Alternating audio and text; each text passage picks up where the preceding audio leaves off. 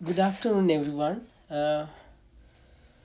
So here's a important test that we learned from chapter 10.2, which is the second derivative test. And basically, the second derivative test says if you calculate the critical point of a function using this, and if you evaluate your second derivative at a critical point, then let's say that value is a negative number, then you're going to have a relative max at x naught.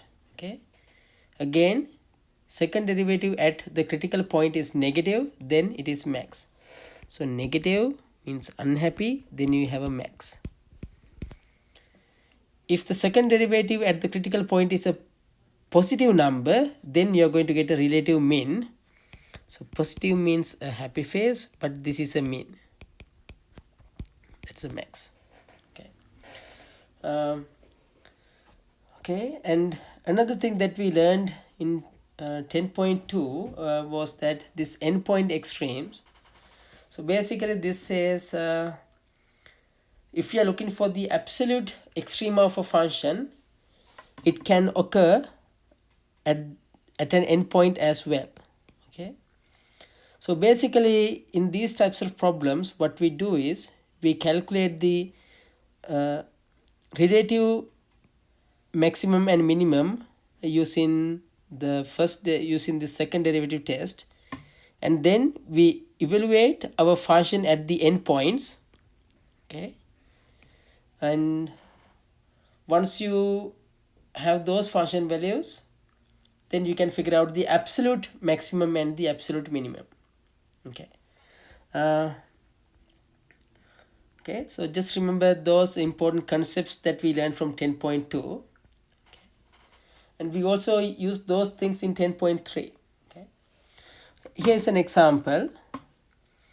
So we are given the monthly demand function for x units of a product sold by a monopoly is p equals to 5600 minus x squared over 2, and its average cost is c bar equals to $3020 plus 2x, and production is limited to 100 units. Okay.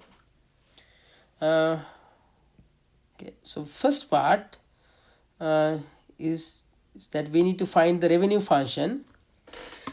So this is very easy. Revenue function equals to price times the number of units. So price is 5600 minus x squared over 2 times x will give us the revenue function, which is 5600x minus x cubed over 3. Find the cost function. Okay, here we are given the average cost. Okay, so recall the average cost c bar equals to total cost over x. Then the total cost function c of x should be c bar times x.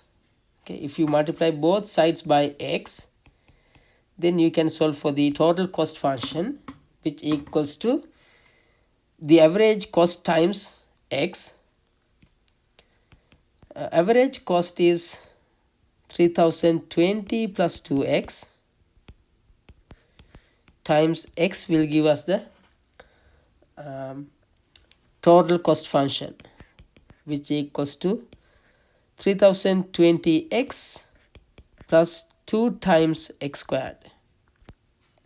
Okay, this is the answer for part B. Okay, find the profit function. Okay, we all know that profit equals to revenue minus cost.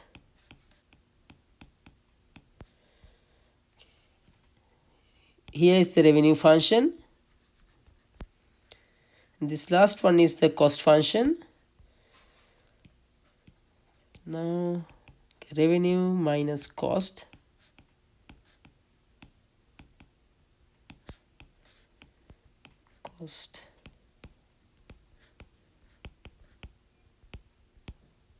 will give us the profit function.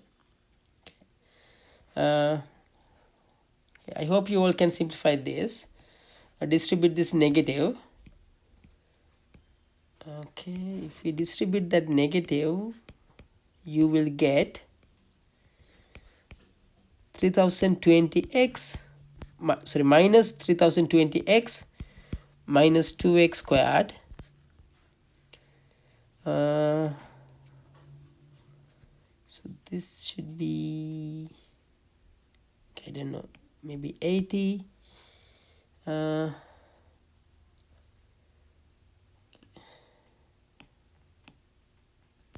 2580x minus x cubed over 3 minus 2x squared. And this is the profit function. Okay, let's see. So we found the revenue function. From the average cost, we found the total cost function. And using those two results, we can get the profit function. Okay. Next part, find p prime x. Okay.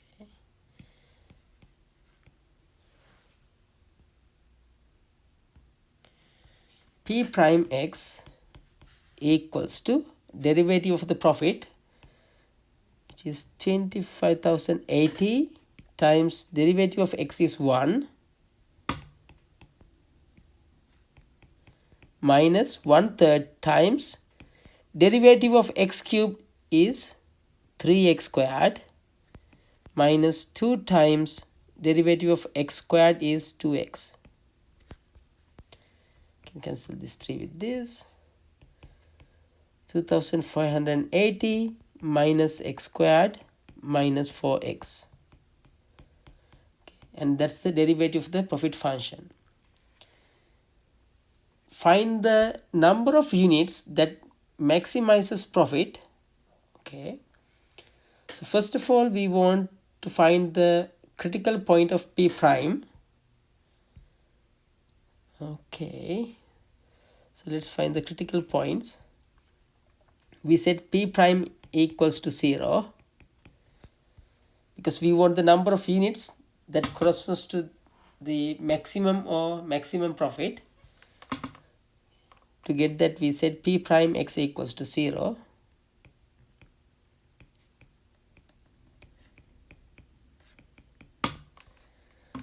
Okay. I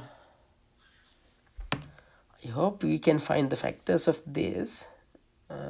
I'm going to multiply each term by -1. So you have positive x squared plus 4x plus 25,080 equals to 0.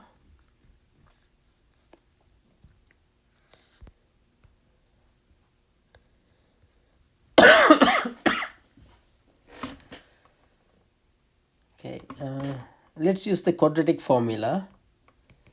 X equals to minus b, so minus 4 plus or minus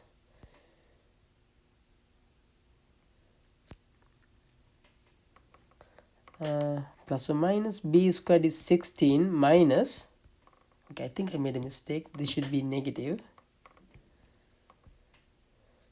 4 times a times minus 2580 over 2 times a is 1. Negative 40 plus or minus 16 plus 4 times 2580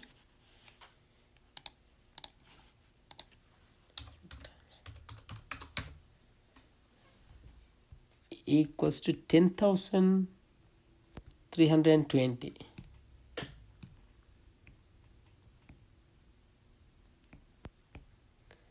Over 2. So let's find the square root of this.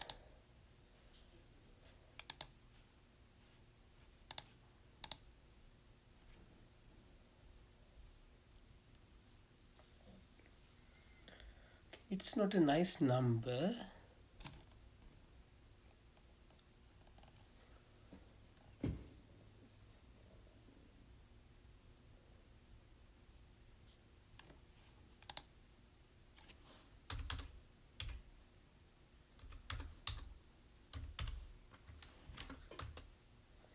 minus. Okay.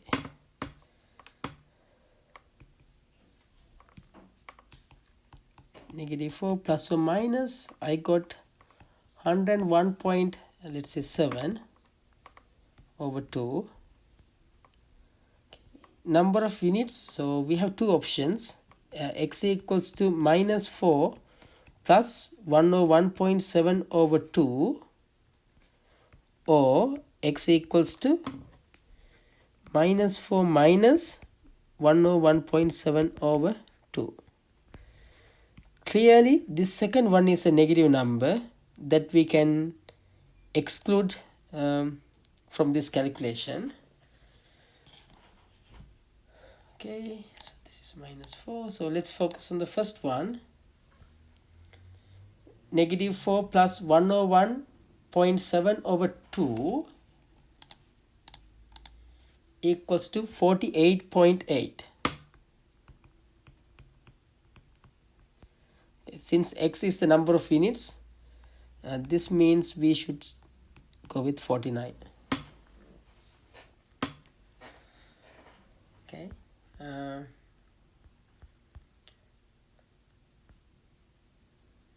Find the maximum profit. Okay, find the maximum profit. So, okay, so we know that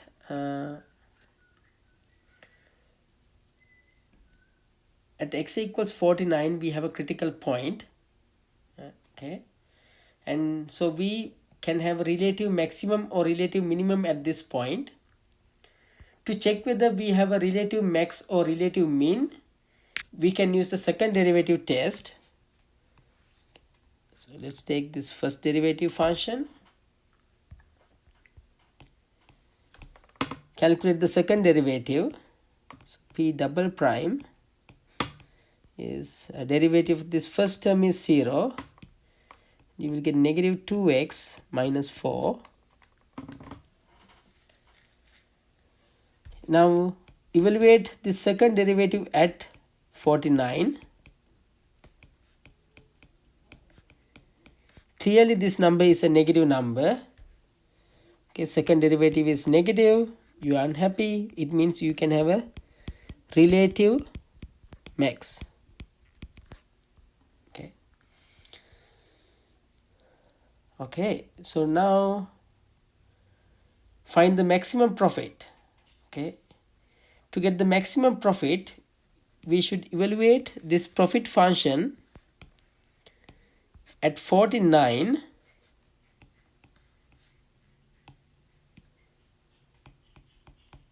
Because we know that when x equals 49 we have a relative maximum.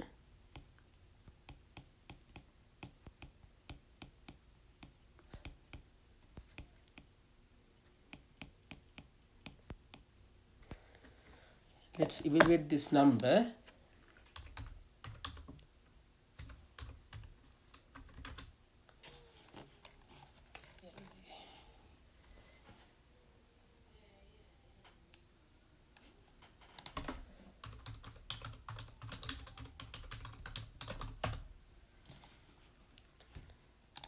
Okay, 2580 times 49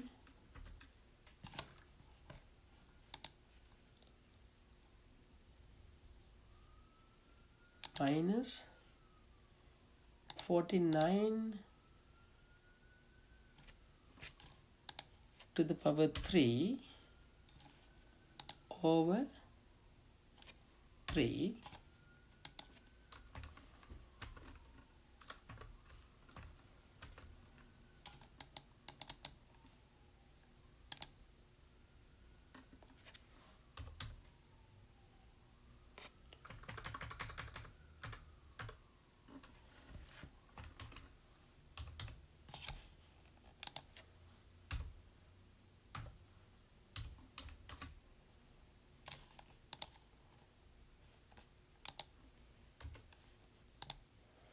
Okay, and then we have minus 2 times 49 to the power 2 .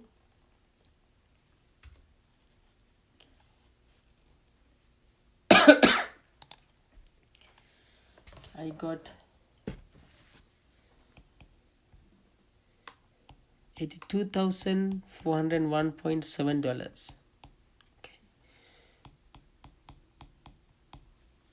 Okay. But this is a relative max. Okay. Now if you look at the original problem, it says the production is limited to 100 units. Okay. Now this is where we have to use this endpoint extremes. Okay. Because the absolute maximum can be occurred at a critical critical point, or it can occur at the endpoints. So we want to check the profit at the endpoint as well. You don't have to, okay, so x goes from 0 to 100, but you don't have to evaluate the profit function at 0, because when x equals 0, profit must be 0. But let's evaluate the profit function at 100.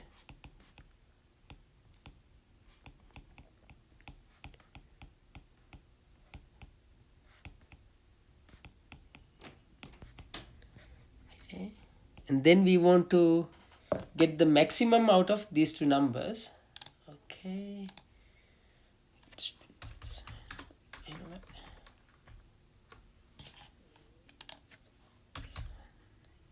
80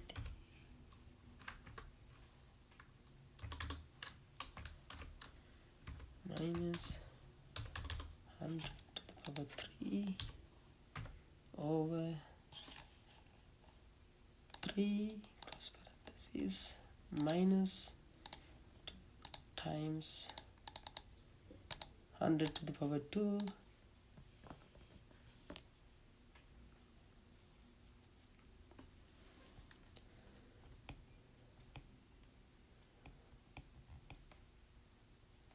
I got this minus $95,333.3. Okay, so clearly the maximum profit occurs when x equals to 49, and that profit equals to $82,401.7. Okay, does the maximum profit result in a profit or loss? Well, it's a profit because we have a positive number. Okay, that's the end of this problem. I know it is a long one, but I hope you all understood this example. Thank you.